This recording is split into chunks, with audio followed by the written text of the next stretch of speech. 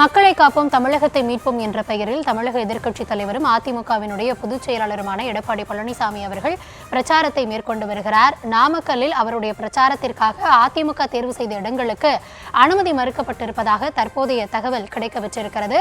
அது குறித்தான அண்மை செய்தியை பார்த்து கொண்டிருக்கிறோம். நாமக்கல் மாவட்டத்தில் இபிஎஸ் அவர்கள் தன்னுடைய பிரச்சாரத்திற்காக அதிமுக தரப்பில் தேர்வு செய்யப்பட்ட இடங்களுக்கு அனுமதியானது மறுக்கப்பட்டிருக்கிறது.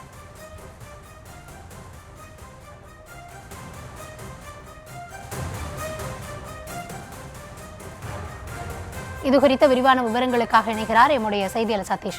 சதீஷ், வணக்கம். என்ன காரணங்களுக்காக அந்த இடங்கள் மறுக்கப்பட்டிருக்கிறது? எந்தெந்த இடங்களை அவங்க தேர்வு செஞ்சாங்க?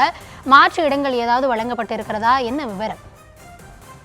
கண்டிப்பாக எடப்பாடி பழனிசாமி நாமக்கலுக்கு வருகை தருவதற்காக தேர்வு செய்யப்பட்ட இடமானது ரத்து செய்யப்பட்டுள்ளது. பட்டா இடத்தை தேர்வு செய்யுமாறு மாவட்ட காவல்துறை தரப்பில் பதில் தரப்பட்டுள்ளது.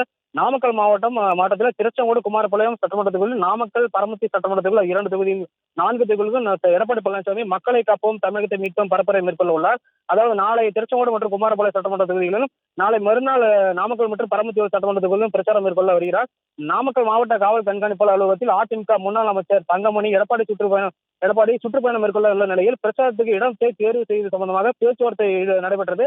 இனிவரும் நாட்களில் மாநில சாலையில் தேசிய சாலையில் பிரச்சாரம் செய்யக்கூடாது என்று நீதிமன்ற உத்தரவு இருக்கும் பட்சத்தில் நாமக்கலில் ஒரு 6ஆம் தேதி எடப்பாடி பழனிசாமி சுற்றுப்பயணம் மேற்கொள்ள வரும் நிலையில் பழைய பேருந்து நிலையம் மற்றும் பூங்கா சாலை ரோடு ஆகிய 2 இடங்களிலும் கேட்ட நிலையில் மாவட்ட காவல்துறையானது மறுத்துள்ளது. நாமக்கல் பகுதியில் கூட்டம் நடத்துவதற்கு பட்ட இடத்தை தேர்வு செய்ய அனுமதி பெற்ற பின்னர் பிரச்சாரம் மேற்கொள்ள உள்ளதாகவும் தங்கமணி தரப்பு கூறப்படுகிறது.